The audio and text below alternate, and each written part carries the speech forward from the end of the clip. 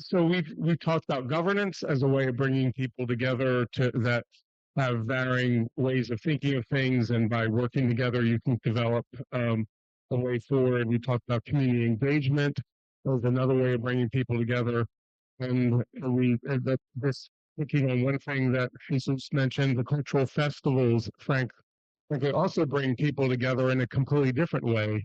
Um, so when we talk about co-creating with those thoughts stated there, and in the way you discussed, when we talked about co-creating placemaking or co-creating place, we discussed the complex dynamic between community members, urban designers, architects, what have you, policymakers. Where have you seen successful collaboration, and where one group doesn't necessarily overshadow another? Because it's one thing to bring a group of people together, but we all know that the voices of some groups are much louder, sometimes really much louder than others, even though if they're in the same room. So where have you actually seen maybe some on the ground tactics or things that help make this collaboration successful, if you will? If you don't mind, I'd like to start with it. Please. I need to go back to my case study from Cleveland. Actually, I'm writing a chapter about a case study. And I think looking at the key players here, we have the community members. They provide the local knowledge. They provide lots of insights. And then we have the urban designers. They provide technical assistance. And by also, they need to be able to listen. They need to listen to the community, and they need to be able to ask the right questions. So that's really important. So also we have the local government and the policymakers. They need to provide the policies that are going to sustain these projects. Also, they provide the infrastructure and economic support. So it's really important to have a very well-balanced process among these three major players. But one of the things that make this project so successful, because in Cleveland, the district, people were able to the urban designers were able to listen to the community, and because the leadership was made up of the community members, they were able to provide the local knowledge to inform the designers what kind of projects, what kind of identities they need to be reflected on the process, on the projects they actually built. If you look at when they started cleaning up the street, the first thing was to clean up the street, provide wide enough sidewalks, because they knew this business is going to generate lots of foot traffic. So that was a big priority. Also, they have flags from different Latin American countries, the different colors. They put flower pots, just to show that this is a place that is clean and is safe. So because the designers were able to listen to the community competence, they were able to come up with successful places. And in terms of policymakers, they provided the support for the leadership to provide it through, grants and other sources to finance the project as well. I think that's a great example with the dynamics really work together.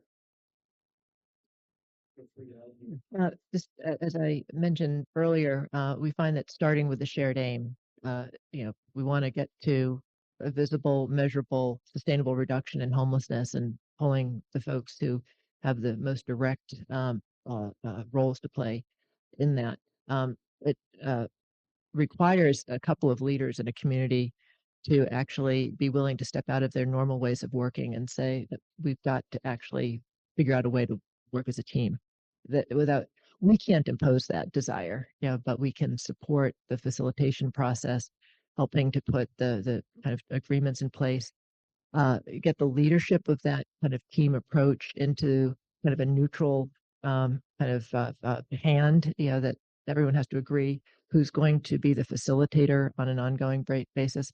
And frankly, what we find is that communities have been, by virtue of habit, tradition, bureaucratic rules, purchasing, protocols, everyone's been conditioned to work in their own lane. And so there really are new kinds of skills that need to be built around collaboration that have been developed in other sectors that are very important for community work, for government, whether human-centered design, quality improvement, just what are ways that teams can basically be assembling and working from the same information and given the freedom to test and learn. Okay, you can hear me. Yeah, I love the question because whoever leads a placemaking process also blocks it. They dominate it to an extent, and I think it's recognizing that in all parts of the process, whether it's the grassroots activists or the mayor or the architects and designers, developers, what they're often missing is a more facilitative approach or a set of skills that actually build the capacity of others. They often blame all their problems on the others, the client, the mayor, the politicians, or the messiness of the community. But really, if we recenter the process around place, it becomes about building the capacity of everyone to work together, and that's when you get this virtuous cycle of building up, of learning, we recognize that the best placemaking processes actually come around because of the conflict, because of their out of balance, because of the really bad idea, because of the really negative person. Like if you look at a lot of it, the ones I know about in New York or whatever, all the best public spaces, whether it's Central Park or the High Line or whatever, they came about because of NIMBYism even. It came about because of somebody opposing something. The Jane Jacobs story, but then how they moved from being against something to being for something. So a placemaking process is challenging people to move from that oppositional energy, which is valuable in the process, that anger, that there's a problem, that's what we need the crisis to get action to happen, but then facilitating that energy into being proactive the tools that we've developed. We've done place schemes and power of tens that I'd love to get into at some point, but they're about creating these networks actually that David Blaine talked about, in the sense, in the physical space, they're in the community and in destinations within a space. It's about engaging in a really much more constructive way, how to lead with the purposes of a place, and then defining the purposes of a place, the functions, the uses, actually draw on the skills of architects and designers much better. They become the problem solvers for those skills. So one of the quotes I realized I left out, that my father always says, is that you're creating a place, not a design. Place is infinitely larger than design, but when you make that the goal, you lose control a little bit of the process as a designer or an architect, but you create a better client, a better vision, and ultimately more demand for this type of work. So we want much more investment in architecture and design and architects. But we think the disciplines have to let go of what placemaking is and not say they're doing it. Right now, all the disciplines, the most progressive wings of every discipline, we need them much more than ever. We need their solutions, but they're the ones that are most blocking it, because they're the ones that are saying, we're doing this. Let the landscape architects do it more, let the architects do it, the developers doing it. So we really need to go a step further to this place-led idea, to recenter the placemaking conversation in capacity building and in creating great places that are transcend and include these different disciplines. Thank you. I have a list of questions like Mark, but I'm first open it to the floor before I go to the next question. Are there questions, or is there one online? I saw a hand go up online when I wasn't sure if there was a question for that or online, or is there one in the room? Thank you for that. Actually, just kind of riffing off what Ethan was saying, I guess I'm wondering, what does it look like to let a place lead, given that our definitions of place are kind of murky and just by nature dynamic and emergent? And part of the answer to that is that, again, part of the placemaking process is having that debate. Who is it for? Who is defining it? And you often land, if you set it up as a process, as a learning process, and with looking at who's not there, you often land in the right place. You often set it up so the right conflicts happen, the right debates happen. It's just people aren't asked much about what their ideas are for place and public space, but when they are, it unleashes this creativity, this wisdom that everyone is an expert in public space to an extent, if they're asked the right questions, if they're invited into that discussion. So we're lucky to have this conversation here, but we really see this is about enabling and empowering everyone to realize their expertise there as a placemaker, and and challenge them though too. This is about, the best way to turn around, the reason most community processes are really not constructive and negative is because the only power they're given is to say no, to say what, and one thing that hasn't come up yet that, that usually does in these things is the discussion of like, sort of place keeping, which is a really important value, in these discussions. And we say one of the best ways to prevent your place from changing for the worst, whether that's gentrification or or whatever, ghettoization, whatever these words. I love that term. Or is to proactively say to what you want your community to be like, and to shape it. And more and more, it's not just about discussing it; it's actually doing it in the public realm. That's the best engagement, is trying things and doing the sort of short-term actions, doing the markets, the festivals, and then looking at that as a way to learn and work together and see what's missing and build further capacity. Well, any other responses to that before let's continue some of that then, because sometimes placemaking is being done to a community, right? Like a city comes in, or someone comes in and says they don't see the value of what's there. And Jesus, when you show the markets and things, we see that and we see, God, there's vibrancy there. But sometimes cities or other places, designers don't see the value because it doesn't meet what they define as place. And so, when you are confronted, have you been confronted? When you're confronted and find yourself maybe in the middle between the community does want to move forward, but then maybe outsiders who are coming in who want to move that community forward, but perhaps not in the way that's of the place that's there. How do you overcome some of the resistance that would naturally come from the community because they're kind of afraid that gentrification, the work's being done for future people, not for the people who are there, and so that could still welcome future people, but how have you worked or overcome that kind of, or bridge that gap? Any of you? Yeah. Go ahead. Well, our work has been fundamentally about system design of late, but we came out of a housing development and design background, and we're now kind of moving back into that space with the communities with which we work. And I think there is something very important about, I think, starting with the right question, and increasingly as we become more active as housing developers and thinking about like what are the big, kind of scalable ideas about development and inclusion. We think the right question that encompasses who's with us now and who do we need to be thinking about for the future is how do we build resilient housing systems that can eliminate homelessness and withstand shocks. Even we see communities now. Someone was joking about like maybe Florida isn't the place we want to go anymore, but how do we not kind of overly protect a vision of our community that is bound to change. But we're not in control of many of these forces: climate-related displacement, economic shifts, and migration for all sorts of reasons. But how do we normalize the idea of communities that can grow as a design feature, shift as something that is likely to happen, and so maybe it's just having the right question to normalize these conversations and not set up, an assumed competition. So one of the case studies,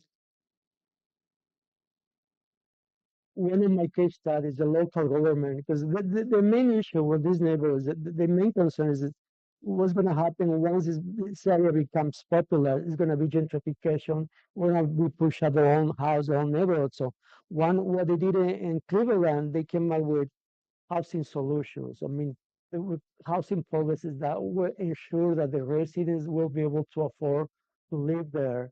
So like I said, that project will focus in housing strategies, not only from business. Also, housing style was really important. So what they did, they came out with a housing policy that will guarantee the prices will stay there stable, and they will be able to afford to live there. Also, most important, the local government, the policymakers, they need to go through to a sensitive competence. They need to be able to understand what it takes for specific ethnic groups. And I'm talking about from the perspective of ethnic communities, because that's what my research is all about. So the local government and policymakers, they need to be able to understand the difference among different cultures, what it takes to establish themselves in this neighborhood. So that's really important to maintain. So they need to go to cultural training purpose process. That's what they did in my case study in Cleveland as well. So I do think it's really important to note that a major blind spot of our work, of placemaking in general, has been housing affordability, access to capital, to being part of an economy. I do think placemaking it's done well and right. It has been a good strategy to cultural gentrification, but not to economic gentrification. Ideally, placemaking is being done for by the existing community, attracting new people, investment on the terms of the local community. It's proactively programming the public realm to showcase what they're proud of, and in great public spaces, whether it's tourists or investors or or chain stores, whatever, they're more likely to at least adapt a little bit, if not not go in there in a destructive a way. But increasingly, a lot of these, whether it's corporations or tourists or new people moving in, they want to be in places where they feel like they can not just respect it but contribute and be as place matters more and more. We move from this monoculture of place, that's and frankly, lower income parts of the world, more affordable parts of the world, are actually better at knowing how to do this. The wealthiest parts of the world are the most place extractive, most place taking. The suburbanized high rises or the privatized businesses have very low place capital in the sense, or they're extracting whatever place capital is there very quickly. But I was going to say that if I come back to it, I'll stop there. Yeah. Any questions from the audience? Yes. Sure. Well, permit me to voice a skeptical note. So I'm sitting here thinking, what world do these speakers live in? Or, am I living on another planet? Because, we have in New York City intense competition for space without a whole lot of economic growth now. And so I'm wondering, like, who invested the money into refurbishing the underused public space? Where did the publicly owned land come from? How are these people getting together to create place capitalism when nobody has been able to make historic capitalism work?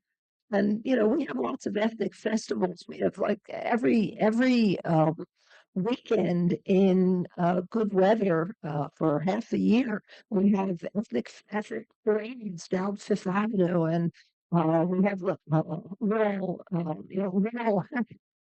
Caribbean and little this and little Africa and little, with more than 4 Chinatowns now. So there's there are not only cars and pedestrians competing for space, but cars, pedestrians, drones, and helicopters, and also people, the deliveristas and others, are having kind of wheels. So I'm thinking, how do you get the resources? Granted, we don't have, I forget how many, you said 300 some people, homeless people in Concord. Did you say 300? Well, like we've got 60 some thousand living in shelters, plus others on the streets. So I'm wondering, this is not just a question of scale or, I don't know, maybe goodwill. Of leadership and intent, actually. Um, I think it's just narrowly on homelessness, and I think that you'll have incredibly important other perspectives on this. But New York City spends over $4 billion a year not solving homelessness. We don't work in New York City any longer. So like you have our work is about communities who have seen that it's the way they're working and their basic assumptions that are really off and have embraced a different way of working. So that it doesn't need to be that way in New York. It's so much more complicated. But think of it, there's $4 billion going to prop up a broken system, but there are now so many people invested in a very lucrative status quo. And so there's a lot to undo. It's so much easier in places that never built a shelter system. And even in New York City, though, like Creedmoor, the big asylum that's becoming hundreds of units of affordable housing, only because community organizations just would not let up. It wasn't, the public sector thinking, what might be an alternative to having 67,000 homeless people? What land do we have? New York, even with the premium on space there, I think it's been no one's job to ask the question, how could we do this differently?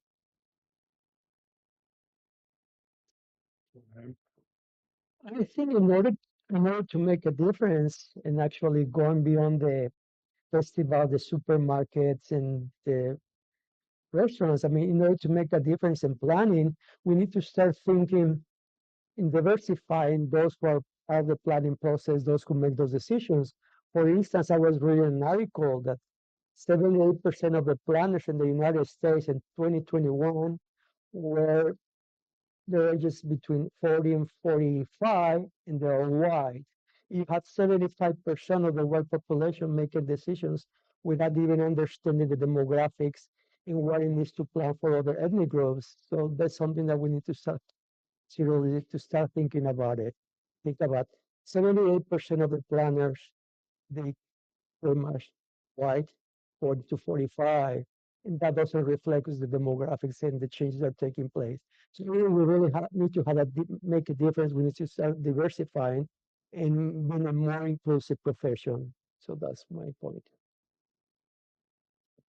I'm going to have to add to what Rosanne said, if you don't mind. I know I'm just a moderator, but it's not exactly answering your question, but Tony Griffin and I co-directed the what was called the master planning study, but it was really a strategic framework study for the city of Detroit that became called Detroit Future City. And in the beginning, we were able to do the work when it looked like we were suddenly now becoming successful and people were really paying attention and things were happening. Some were that like the IBMs, the Apples of nonprofits began to, in public, say how much they supported it, but behind the scenes, they tried to collapse the whole lift. And a lot of my work was stopping those large nonprofits from preventing this from crashing and burning. It was becoming a great success, but much of my work was letting the staff do all the engagement and all that, but I had to stop these folks from making this actually become discredited from the variety of things that they were doing, which is they were in the business, they were in the poverty business, and we were proving that it could be different, and we didn't like to see that. We still have a couple more minutes. Was there a oh, actually, we have one more minute. I'm sorry, Conrad. I saw you gave me that face. Was there an online question? Is there did you have a question or two for each other? Just one question for each other that you might want to ask. We haven't done that today, but I thought maybe. Yeah, of course, Conrad. All right.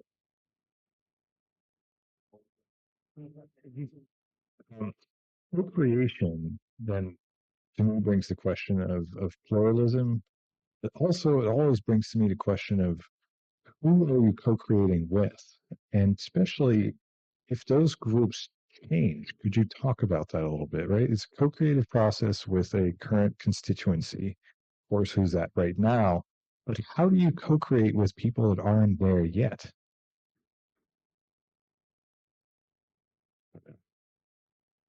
Well, people tend to come into our space as institutional representatives, other than the individuals who are experiencing homelessness, who are kind of representing, their experience and that of others. And it definitely is a fragile time when there is leadership transition in institutions. The mayor changes, or the head of the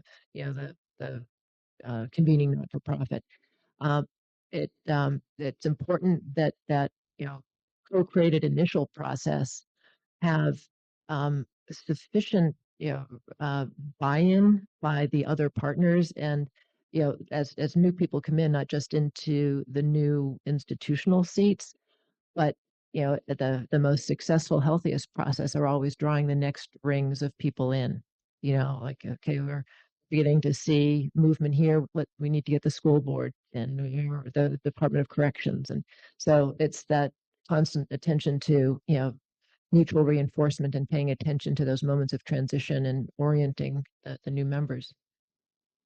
So I think in order to plan for those who are not there, we not only have to look at the quantitative data, demographics, it's important also to rely on local knowledge, talk to the residents, because sometimes some of the trends that you see from the census data, economic report, that not reflect on who actually is living there, who actually is going to be there in the future. So that's important to talk to the residents. And planners and designers and policymakers, they need to be very smart and learn to listen, learn to ask the proper questions. So in order to plan and design for those who are not there. Yeah, so a few points. One, the way to plan for who's not there is actually to design the governance as a mechanism that can continually engage people as it goes, and how the existing population builds and designs that governance as one that challenges and supports everyone to be inviting others to be part of that space. As that's that group isn't just delivering the place, but is the very culture of the place, and the governance of it is by nature trying to invite people to shape it. That's got to be a goal. A specific tool for doing that, to elaborate a little more on this Power of 10 idea, we have gotten to apply this, both in existing communities, but also in, greenfield and like major multi-billion-dollar developments around the world, where they're trying to figure out who they're trying to attract, and there's no one to engage. Some of these projects are, controversial for sure, but it's looking at you list the different, you want to attract older people and younger people, and lower income and upper income, and different interest groups and so forth. And really that's what, so we do this Power 10, each place at the scale of a room like this has at least 10 reasons to be in it, and those different things attract those different user groups in ways that, where no one user group dominates, and they also, there's a magic in them. That's where the serendipity and the informal life.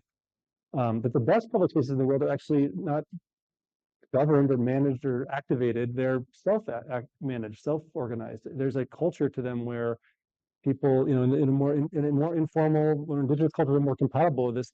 Everyone knows how to contribute to that space, and they do so in a way that's actually inviting to others and allows it to evolve. It's not culture under glass; it's culture that it's inviting. And to bring me to my last point, that obviously how you design spaces to be welcoming to all, and if you make them welcoming to the most marginalized groups, whether it's young or old or refugees or it's much more welcoming to everybody, and everybody wants to. It's not because it's the right thing to do, or the hardest thing. It's actually what makes it a more lovable place. It allow people to give to and be welcoming to other people. Actually makes everyone stronger, and be part of a much more pleasurable, exciting place that is more adaptive and has stronger governance. These feedback loops just keep begetting themselves.